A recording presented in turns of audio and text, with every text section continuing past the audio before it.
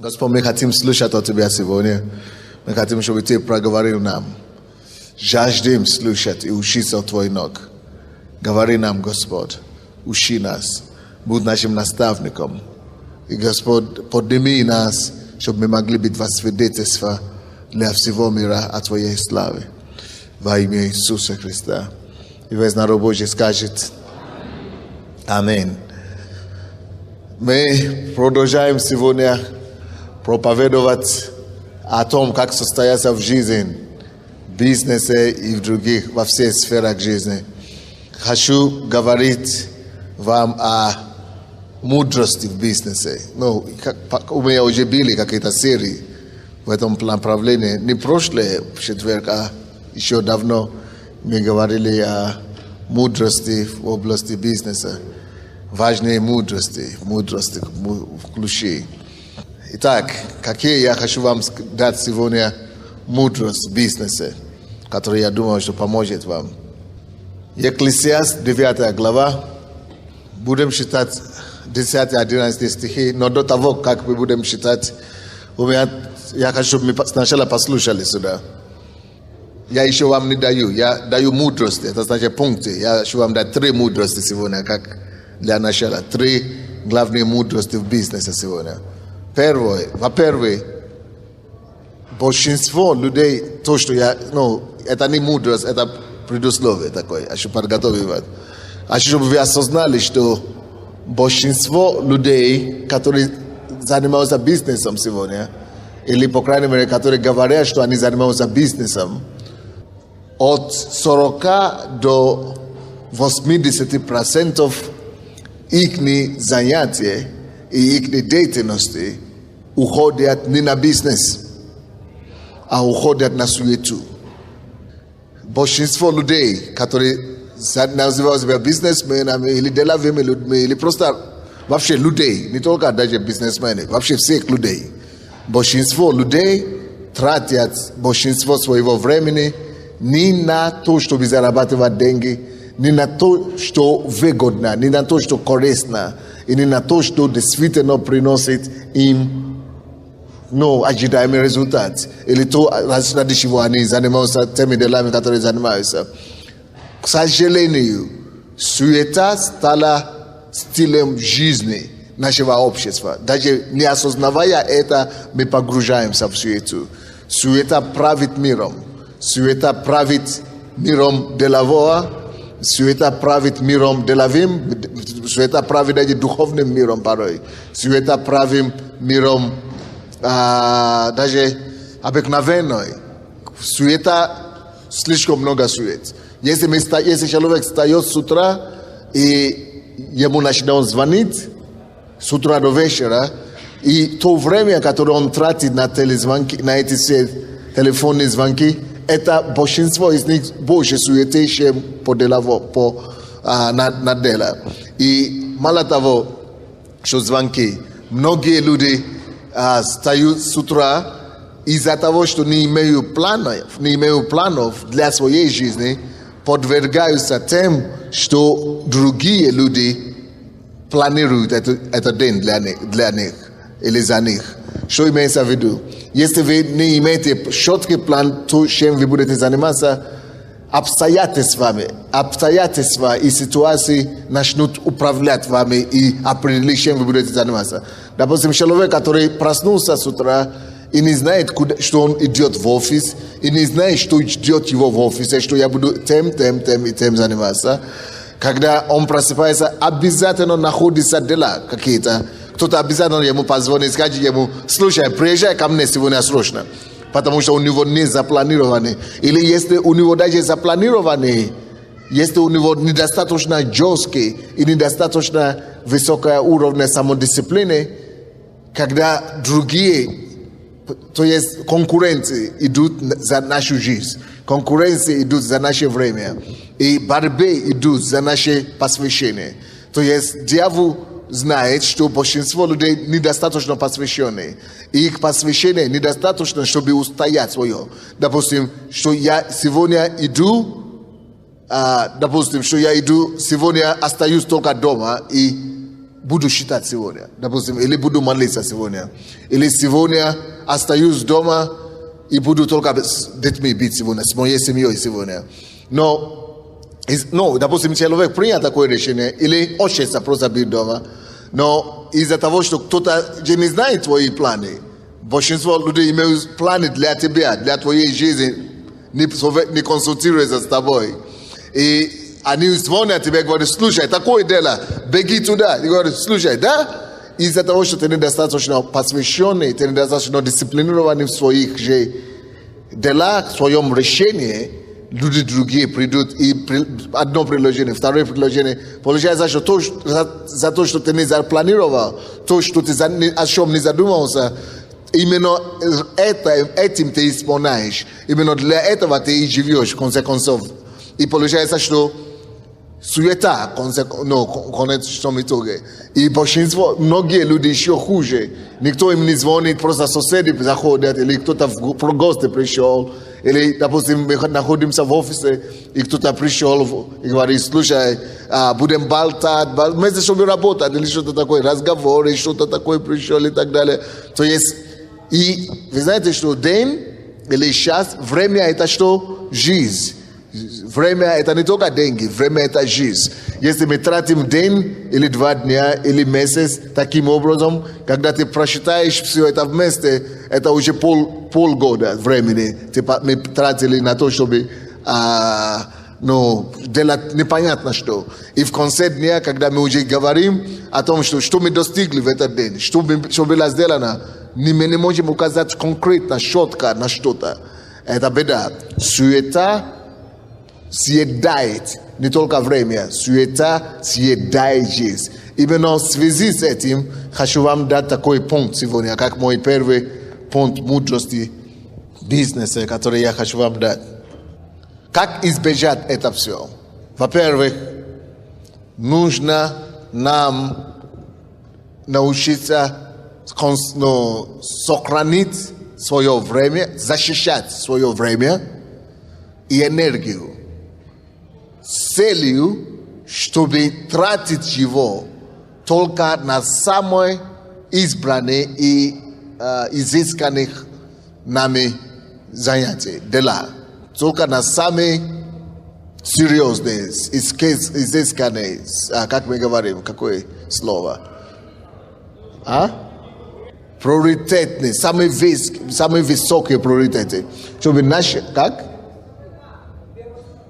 Первостепенной важности приоритеты наши.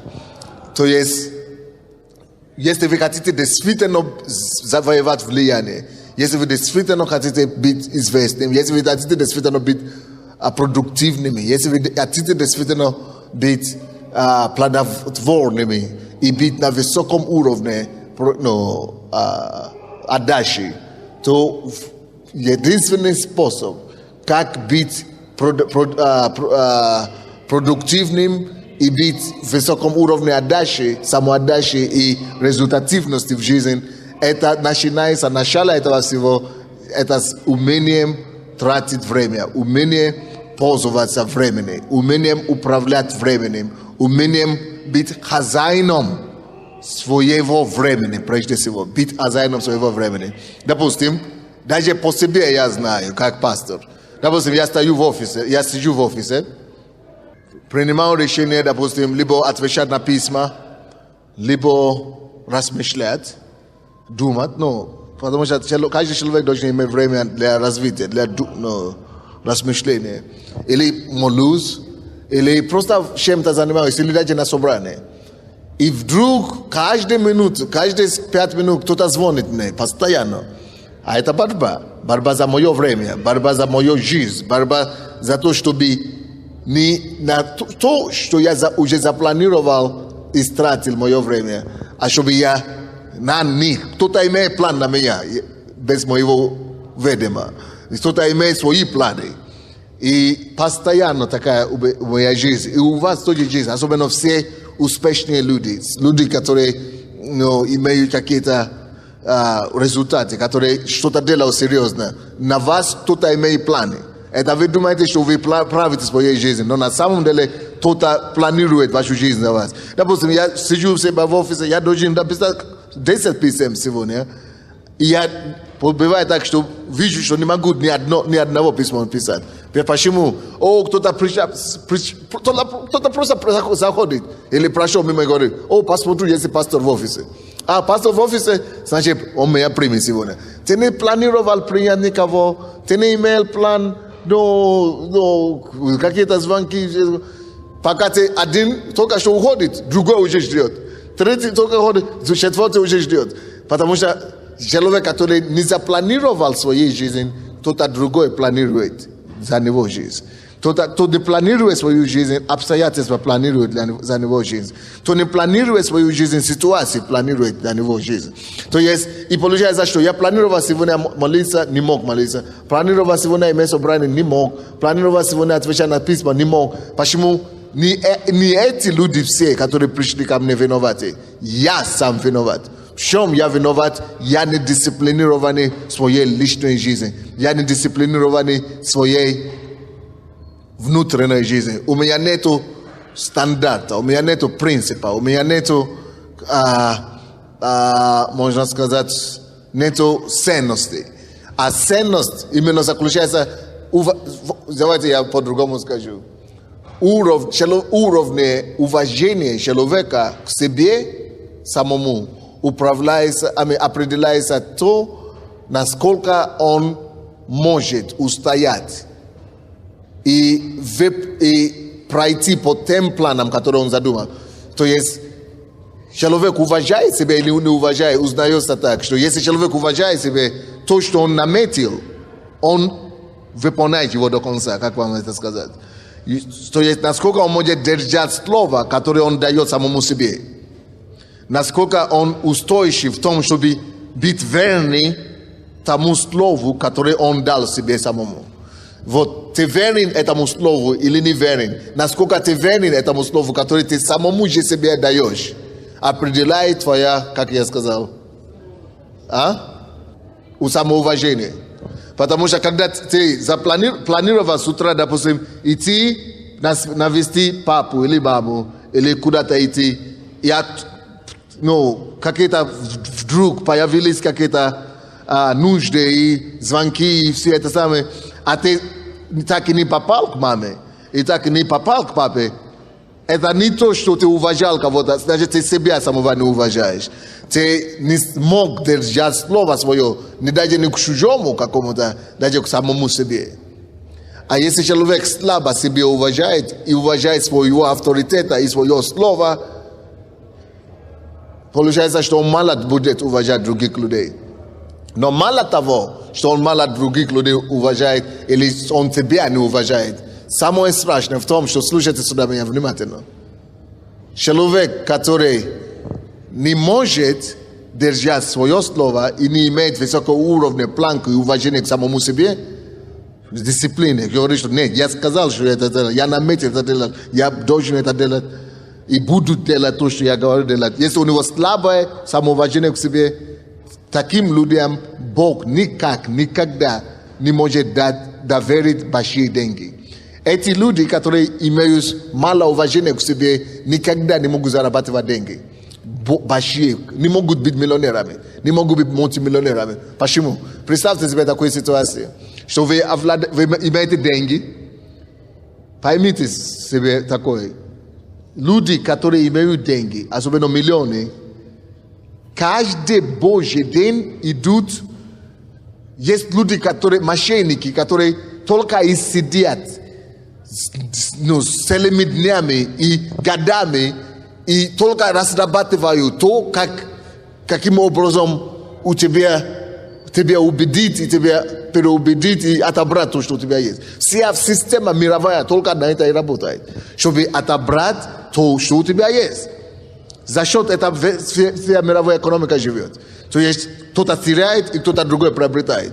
Кто-то приобрел и тут же кто-то планирует, чтобы он мог его потерять там. Поэтому разные фальшивые предложения поступают, всякие обманные предложения поступают каждый день, разные какие-то предложения, насречные какие-то, которые нереальные поступают. Почему? Не потому что тебе кто-то хочет, чтобы ты зарабатывал. Нет, кто-то хочет, чтобы ты потерял, кто-то заинтересован, чтобы ты потерял. Поэтому люди, которые приобрели деньги и приобрели средства, будучи недисциплинированы в том, чтобы уважать себя, и в том, чтобы держать свое же слово, в том, чтобы держаться в курс того, что они себе дали слово, даже если вы дадите им миллиарды денег, даже если они зарабатывают миллионами сейчас, тут же они его теряют. Потому что будут такие, это еще не такие,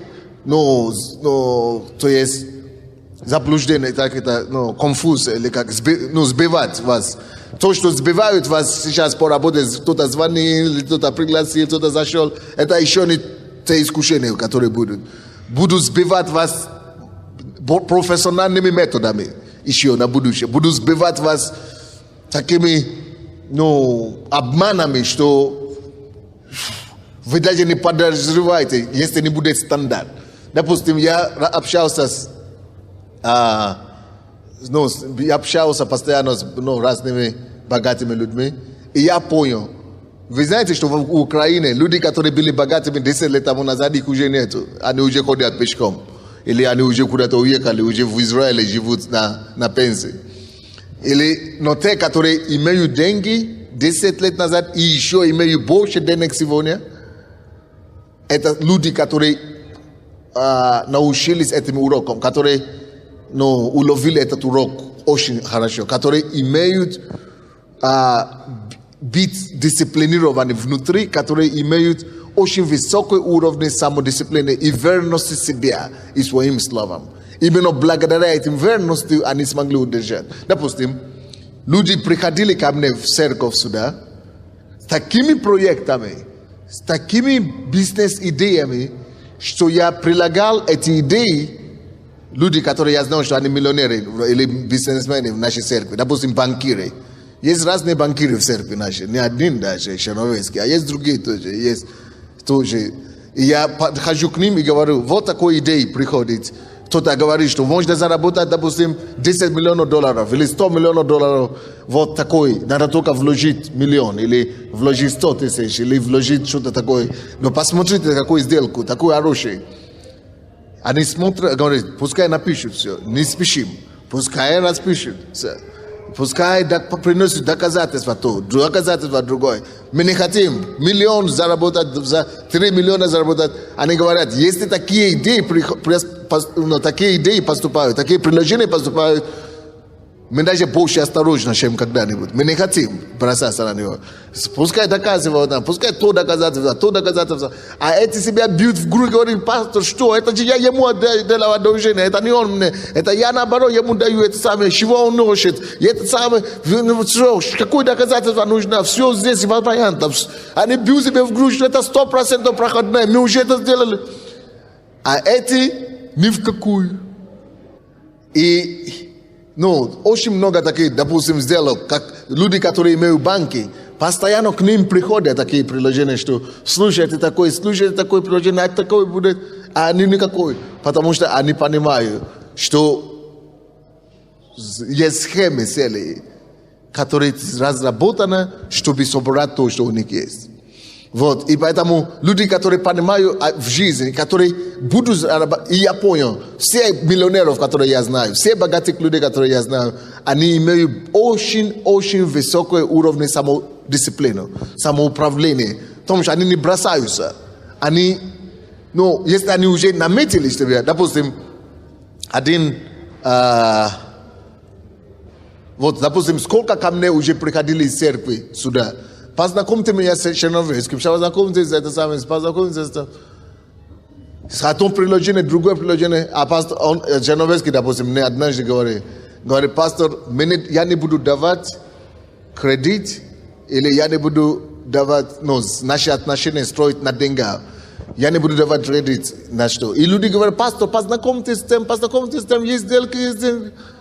Он говорит, пастор, мы уже сказали, я не буду, на деньги, я иду в церковь только ради Бога. Деньги не будем обсуждать, я не бизнесмен. Нету денег. Нет. То есть четко и серьезно. Почему это нужно? Потому что это может, если вы меняетесь вот так, то многие, вы можете попадать в разные очень неприятности, много других. Как вам сказать, жизнь наполнена такими вот фальшивыми, обольщениями. Вот, победа над обольщением, вот правильное слово. Обольщение правит миром. Обольщение правит миром. Если вы хотите идти зарабатывать деньги, сначала победите, одержите победу над обольщением, над духом обольщением. А единственный способ, как одержать победу над этим духом, это иметь высокий уровень самоуправления, самодисциплины внутри себя. И знаете, что если я уже планировал дело такое, допустим, у меня в офисе даже такое бывает, секретаря спрашивает, пастор, не говорит, пастор, вот этот человек уже звонит, третий раз уже звонит, четвертый раз уже звонит, пятый раз уже звонит, пастор, может быть, вы его сейчас примете? Я говорю, сейчас, у меня сейчас собрание, или я сейчас занят. Но пастор, они не знают, что дьявол уже их через них уже меня начинает доставать, потому что это уже дьявол конкретно. Почему? Потому что он же не знает, что я думаю, что я планирую внутри. У меня курс. Допустим, может быть, кому-то уже это, у кого-то кто-то уже это услышал среди вас, что говорят, к пастору нельзя попасть.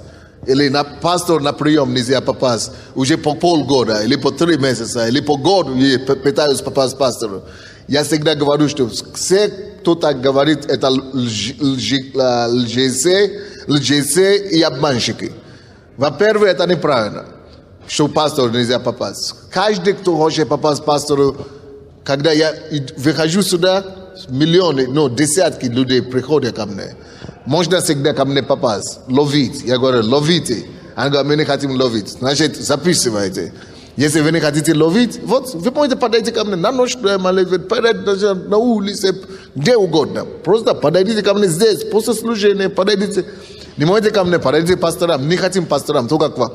Подойдите ко мне, вот я здесь хожу. Нет, мы хотим, чтобы мы сидели. Вы хотите, чтобы мы сидели? Хорошо, в этом случае тогда позвоните в офис, запишитесь на прием. А зачем прием? Я уже звоню в приеме, говорят, что через полгода только. Записался? Нет, потому что через полгода мне не нужно.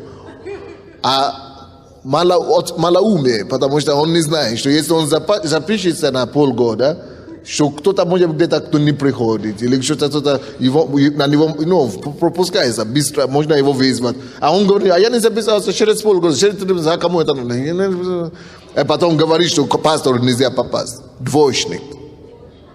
Это во-первых. Но во-вторых, почему все-таки нужна запись? Зачем нужна запись, чтобы попасть к пастору? Зачем? Давайте подумаем. Зачем нужна запись, чтобы попасть к пастору?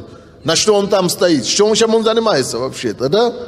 В том-то и дело, что если я буду такой, я был таким пастором на побегушку, или как там называют, да? Пастор на побегушка, который не имел план, не имел стремления, не имел идеи, не имел ничего. Просто кто-то пошел, он тут же побежал. Кто-то пришел, он побежал. То есть мало того, что я малоэффективный таким образом, я вообще неэффективный таким образом. Потому что такие люди, которые мое время так занимают, в основном это проблематичные люди. Каждую неделю они хотят, чтобы ты приняли.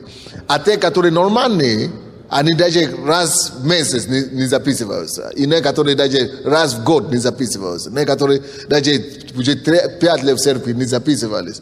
Почему? Потому что они серьезные, они знают ценности времени пастора. А те, когда ты мальчик побегаешь, когда у тебя нет планов, когда у тебя нет дисциплины к внутренним каким-то установкам своим, именно проблематичнее дьявол начинает. Он найдет, он побудит кого-то откуда-то дома проснуться, именно знаешь, что у тебя нет плана на этот день, чтобы тебя направить, именно чтобы на тебя попали. То есть он найдет какие угодно problematiki żeby тебе toka занять. To jest leniwym rukam napisane, diawu nachodит работу. Ленивым рукам. Лень – это не только лень, когда ты ничего не делаешь руками, а лень – это когда нету плана, нету программы, нету… Это лень ума. Лень ума еще хуже. Когда у тебя нету твоих фокусированных целей, четко, чем ты занимаешься, тогда люди тебя только управляют тобою. Не ты управляешь, ты думаешь, что ты живешь. Ты не живешь. Это они тебя используют, твою жизнь. Ты думаешь, что ты сам управляешь собой. Ты не управляешь самим собой. Они управляют тобой в твоей жизни. Проблема. И когда у тебя будут деньги или влияние, ты обнаружишь, что ты никто.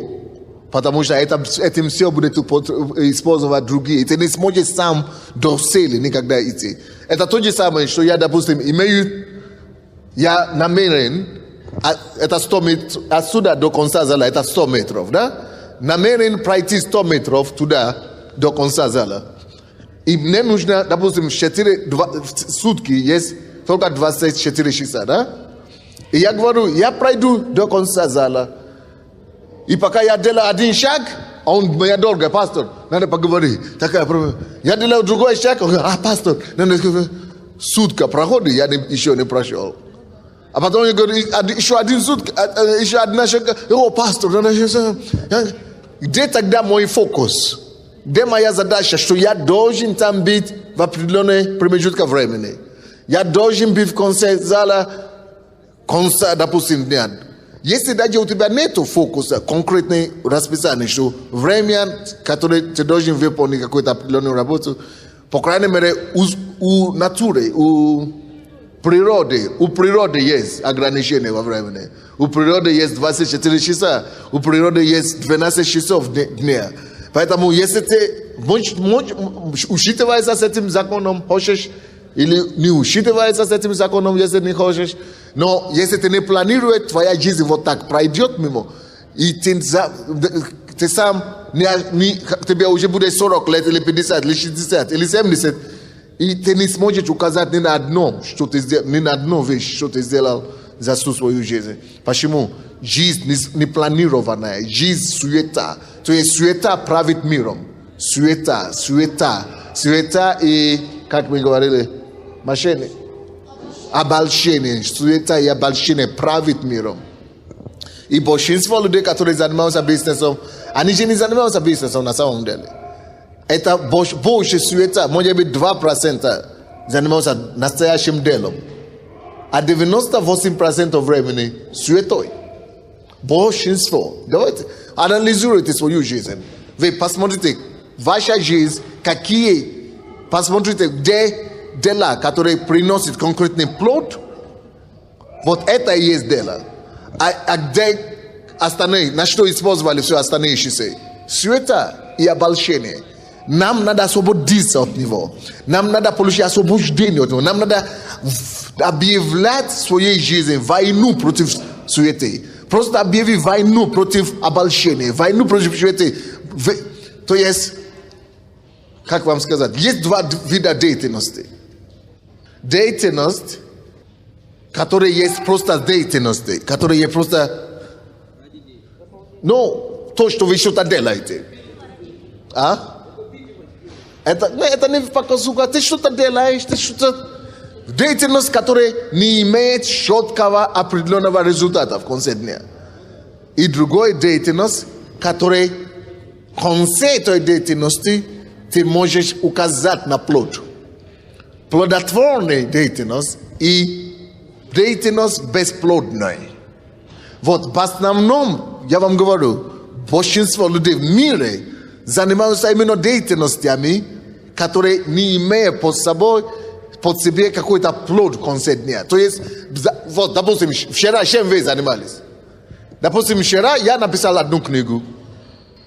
Вот чем вы занимались вчера? Давайте, подумайте. Вчера кто-то заработал 10 миллионов долларов, или 1 миллион гривны, или 1 миллион долларов. Допустим, вчера кто-то спас 10 человек. Вот чем вы занимались? Вы конкретно. Давайте будем анализировать наши деятельности. Где результаты в конце дня? Если не будет результата результата конкретного, четкого конца дня, который вы сможете характеризовать определенными цифрами или результатами, измеримость какой-то, значит, суета правит вами, проблема. И вот такая деятельность, которая не имеет видимых результатов в конце дня, это называется суета или обольщение, жизнь по обольщению, по суете. А вот такая деятельность, которая ты можешь показать, что все, за этот час, который проведен мной, за это 2 часа, за это полдня, вот конкретные результаты, которые я имею. Вот это называется прагматизм. Это прагматизм. Это конкретная деятельность с целью. Деятельность с целью получения результата. Прагматизм значит деятельность с целью получения конкретного результата. И каждый из нас должен быть прагматиками в этом плане. Нацелены на результат, а не просто на деятельность. Так что вы должны построить свою жизнь так, чтобы главное для вас не было то, что я пошел на работу. Для некоторых людей не важно, что они делали на работу или не сделали на работу. Я пошел на работу и все. Пошел на работу, каждый день пошел на работу. Что это измеримое, какое-то измерение, какое-то дает тебе в конце концов. Ну, не знаю, пошел на работу. Сам деятельность важнее, чем результат, который он получил в конце.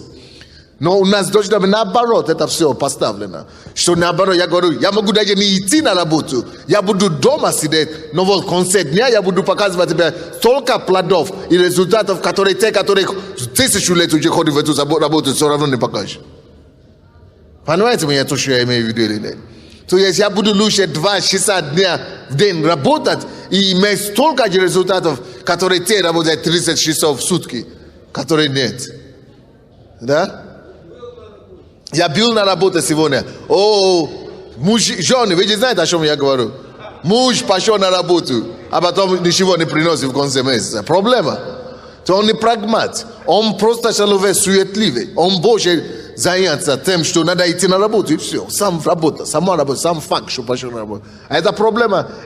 А у нас в этой стране проблема такая есть. Потому что социалистический тип развития, мышления, вы помните наш менталитет, лишь бы отсиживаться на работе, в конце выплатят зарплату. Зарплату даже не имеет значения. Не имеет значения зарплаты, не имеет значения пособия. Не надо ничего получить. Само деятельность, что она производит, само деятельность, какой результат она, не зарплата. Может тебя дарить деньги даже, но должна быть какой-то плодотворность, должны быть какой-то плоды деятельности твоей. Вот это первая мудрость такая сегодня, которую я хотел вам дать. Не слышишь? Я говорю, что это одна из самых больших мудростей для нашей страны, наверное. Потому что в Советском Союзе, получается, многие занимались вот этой деятельностью, процессом просто, вхождением на работу. Пастор, я помню, я помню, тоже работал на таких работах еще при советское время. И просто самая главная задача была прийти вовремя и уйти вовремя. А что сделал, не сделал, это уже вопрос такой был, не очень главный. И хуже всего было то, что те, кто, всегда все говорили, вот кто старше меня был на работах, они всегда говорили, работай хорошо, не работай хорошо, все равно все, зарплата одинаковая. То есть как бы в Советском Союзе всегда убивалась вот эта прагматика. Поэтому я думаю, что для нашей страны этот дух, он как бы более-менее поработил людей. То есть держит людей в таких как бы оковах, что... То есть люди привыкли просто выходить на работу, какую-то зарплату получать и не достигать определенных целей. Пастор, можно еще одно слово? Я помню, что вот я лично научился, попал на работу к одному бизнесмену. И моя задача входила звонить. Вот. И когда я звонил, я думаю, все, я сделал работу. И когда я давал вечером отчет, я говорю, он спрашивал, как работа? Я говорю, я позвонил туда. Он говорит, я тебя не спрашиваю, куда ты дозвонился или нет. Сколько ты заработал сегодня денег со звонков? Я говорю, не знаю, я звонил. Он говорит, я хочу, чтобы звонок приносил $100. Ты меня не... Я на следующий день опять звонил, и опять тот же вопрос ставил. Мне не важно, сколько ты позвонил, хоть 1000 раз за день. Сколько ты заработал сегодня мне денег?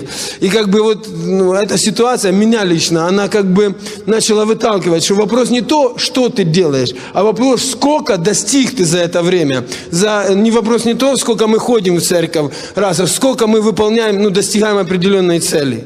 Лично меня это научило, и я потом как бы начал пытаться исправлять себя. Спасибо. Вот, допустим, особенно это еще ладно, что ты сам растрачиваешь свою жизнь, время, энергию. А есть люди, которые не имеют такие планы конкретные, не фокусированы, не имеют дисциплину внутреннюю и самоуважение своим же словам. Мало того, что они тратят вот такие энергии, силу, время, зачастую еще, если вы имеете таких людей на работе, они тратят еще деньги. Слишком. Допустим, у меня был один работник, я не хочу обижать никого, но, в принципе, но это самый лучший пример. Прошу прощения заранее. Но, короче, у меня был один работник, который вечно звонит ко всем нашим друзьям, потому что эта работа связана с зарубежным. Я говорю, слушай, зачем ты звонишь? Потому что надо знать, что ответ. Мы писали письма, еще не ответили.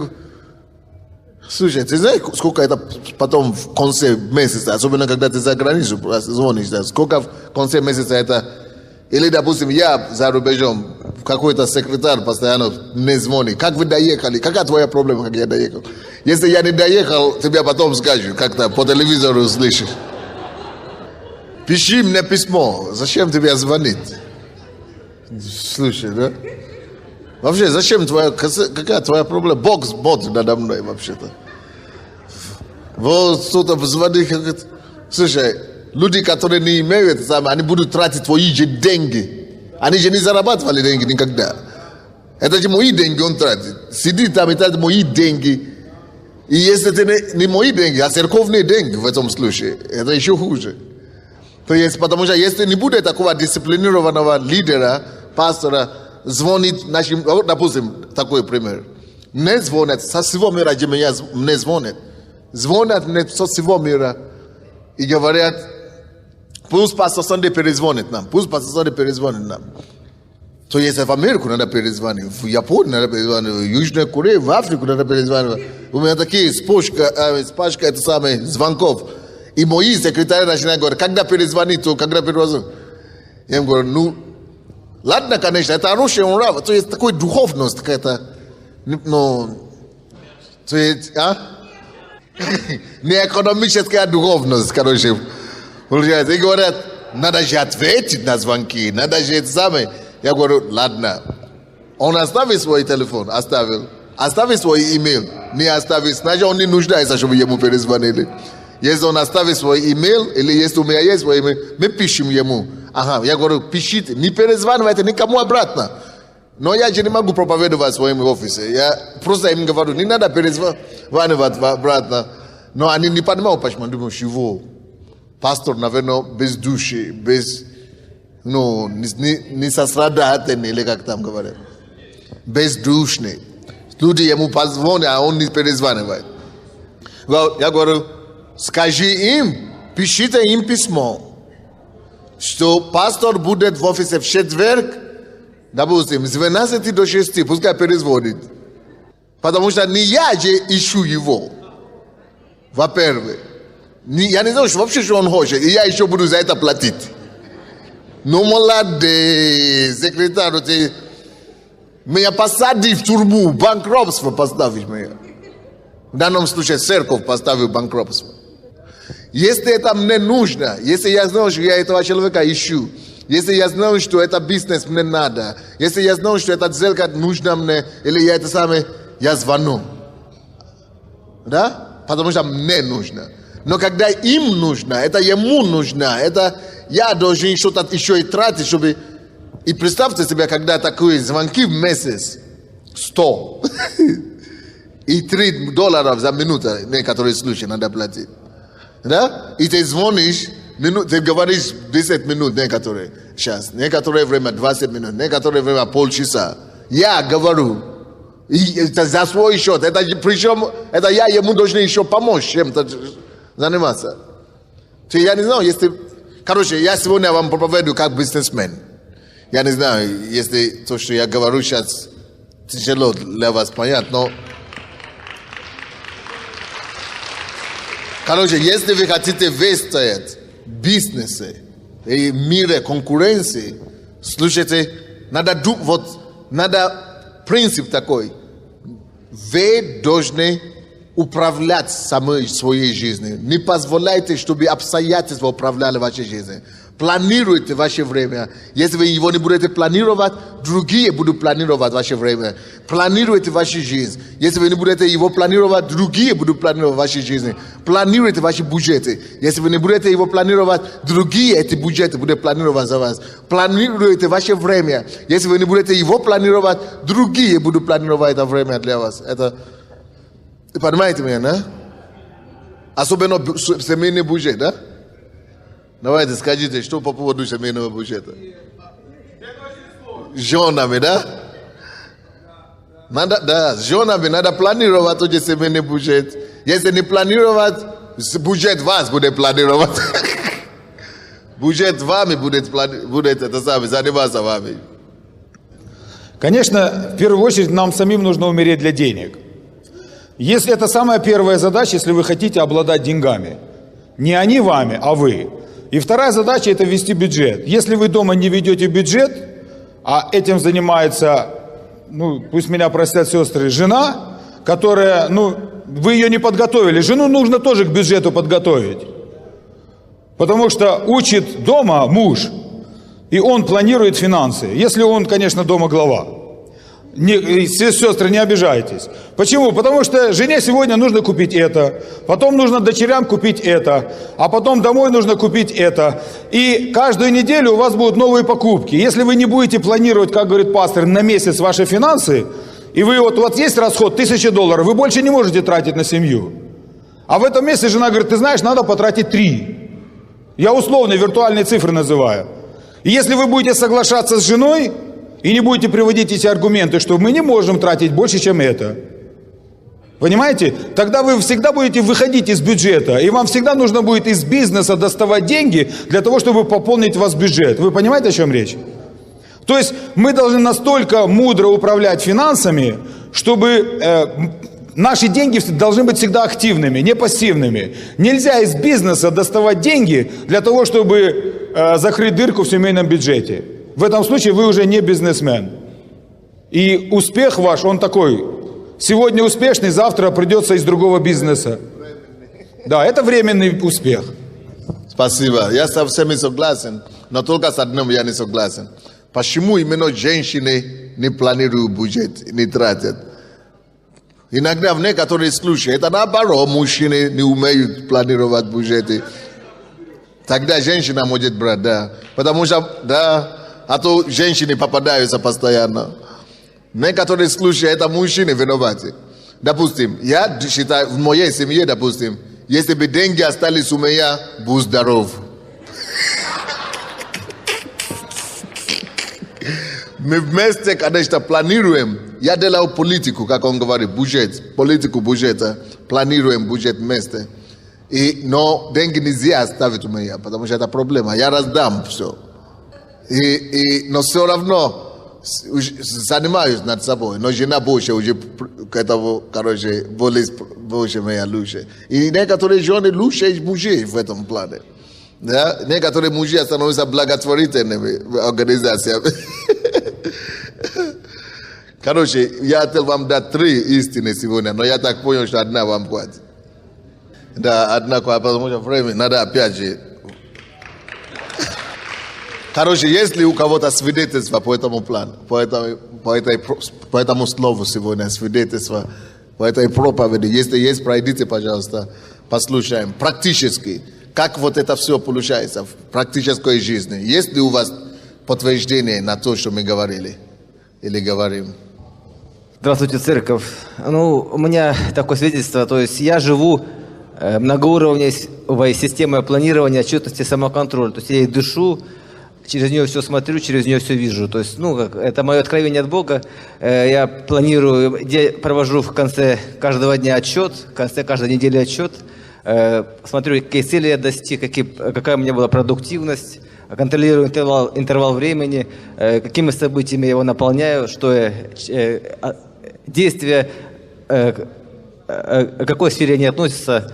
Ну, как бы это держит мой дух в тонусе, и на протяжении, допустим, периода года я поднял свой уровень по финансам, допустим, с 200 гривен до больше $200 сейчас получаю, и у меня уже есть перспективы, то есть я работаю, закладываю финансовые... Слушай, ты много говорил, но если я сказал, что я что-то понял, я солгал бы.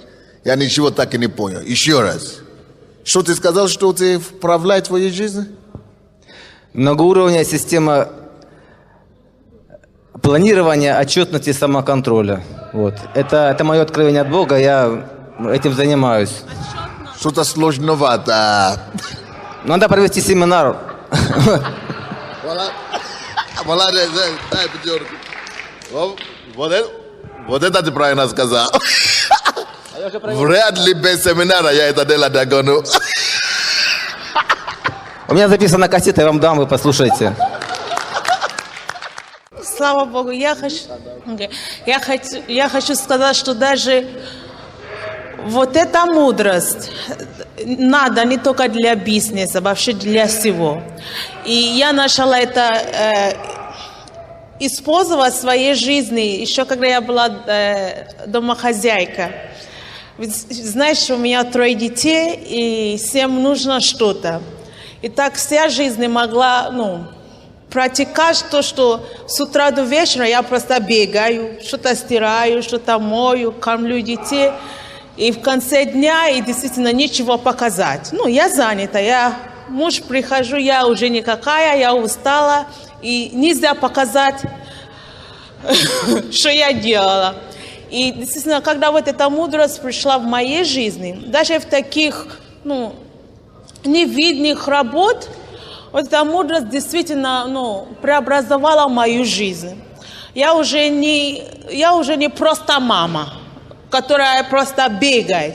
Даже по отношению с детьми, по отношению к дому, я тоже как-то, целенаправленно. Знаю, что я сегодня делаю, даже по уборкам. Я не убираю, когда мне хочется. Я не убираю, потому что нужда есть. Я планирую и уборки, планирую закупки, планирую все в доме. И оно приносит плод, оно делает нашу семью счастливой, хорошую атмосферу. И как мама, как домохозяйка, я хочу сказать, что и эта мудрость очень хорошо помогает в семье. Добрый вечер. Вы знаете, я очень много слушала семинаров о бизнесе, и я поняла, что та жизнь, которая у меня была до момента этих семинаров, она совершенно не устраивала меня. Почему? Потому что это была не жизнь, это было существование. И пастор Сандей проповедовал со сцены постоянно о том, что мы должны начать думать о том, как нам изменить нашу жизнь и как нам научиться управлять финансами. И мне было очень страшно, я честно признаюсь, но я сделала первый шаг, и вы знаете, это принесло свои результаты. Я просто хочу поделиться с вами тем, что я сейчас имею. Я работала обычным работником в университете, и, вы знаете, этих денег не хватало. И вот тот бизнес, который я сейчас начала, это дополнительная работа, начинает приносить свои результаты. Первое – это то, что меняется мое мышление. И я задумалась над тем, о чем нам все время говорили, что степень надежности компании и так далее, и так далее. Вы знаете, я поняла, что степень надежности моей жизни будет зависеть от меня. И как это определяется? Например, степень надежности швейцарского банка, это оказывается, что они не берут с кредитов, не берут суды и готовы в любой момент выплатить своим клиентам деньги, столько, сколько им положено. И вы знаете, моя степень надежности определилась тем, когда я пригласила человека на встречу и сама опоздала на 40 минут. И я поняла, что моя степень надежности, она равняется минус 40 минут, а это минус деньги. И таким образом я просмотрела свою жизнь, и я обнаружила, что у меня вот этих минусов образовалось очень много, потому что то время, которое мне выделялось на определенную работу, оно просто куда-то утекало. Оно просто уходило непонятно в каком направлении. Я обнаружила, что я совершенно неорганизованный человек, потому что я всегда делала не то, что мне нужно, это то, о чем сегодня пастор говорил, а то, о чем меня просили. Меня попросили то сделать, я такая добрая душа, не могу отказать, пошла сделала. Меня это попросили, я это сделала. Но то, что мне нужно было делать, у меня на это уже времени не оставалось. Но когда я поняла, что мне необходимо думать о своем будущем, о будущем своих будущих детей, вы знаете, я поняла, что у меня появилась ответственность к себе. И для этого мне нужно было организовать себя и свое время. И вот, вы знаете, я верю, что все то, что проповедуется с этой сцены, нам необходимо применять в нашей жизни, иначе мы просто, нам не будет оправдания. И второй момент, по поводу того, что пастор говорил об отношении тем людям, которые хотят не только твое время украсть, но и деньги. Есть такая короткая история, когда приехали брать интервью у преуспевающего фермера, и у него за все это время звонил телефон, и он к нему ни разу не подошел. И вы знаете, он сказал, почему я должен подходить к этому телефону? Вы знаете, я его поставил для того, чтобы я звонил тогда, когда мне удобно, а не тогда, когда удобно другим. Поэтому пусть всех вас Господь благословит. До свидания. 100%. Спасибо. Вот люди спрашивают у меня, как вы успеваете писать столько много книг? Вы больше пишете книг, чем мы успеваем читать. Вот и хочу вам сказать, что именно в этом и планируем, у нас все слишком много времени, чтобы делать все, что нам надо. Но мудрость заключается в том, что не обязательно самому делать все, что тебе надо делать. А умение планировать твое время и планировать времени людей, которые вокруг тебя. Это есть твои ресурсы. И когда все сходятся и делают то же самое, одну какую-то работу, она быстрее делается, если 5 человек делают 5 раз, чем когда 1 человек делает. И то же самое, как у меня с книгами и так далее, по жизни. Вообще вся жизнь хочу вот так строить. Чтобы не моей скоростью одной, слишком мало, а чтобы скоростью лошадей, 1000 лошадей, 1000 людей вокруг меня, тысячи, десятки тысяч, которые окружают меня. Если ты сможешь планировать, поэтому я хочу взять кассету нашего брата, который говорит многоуровневый. Вот, это очень важно. Если вы этим будете владеть, не только себе планировать, но планировать себя, свое и время других, и ресурсы других, и уметь использовать это все. Потому что слишком много людей не умеют свое время контролировать или планировать. Если будете за них это управлять за них, и за них планировать, и за них это все делать, вы даже не представляете себе, сколько ресурсов вас ждет, сколько вы сможете достичь. Потому что за счет того, что вы другим организуете время и ресурсы. Пусть Бог нам даст мудрость в этом плане. Давайте помолимся. Господь, в имени Иисуса, благословляю всех Твоих детей сегодня. Храни нас.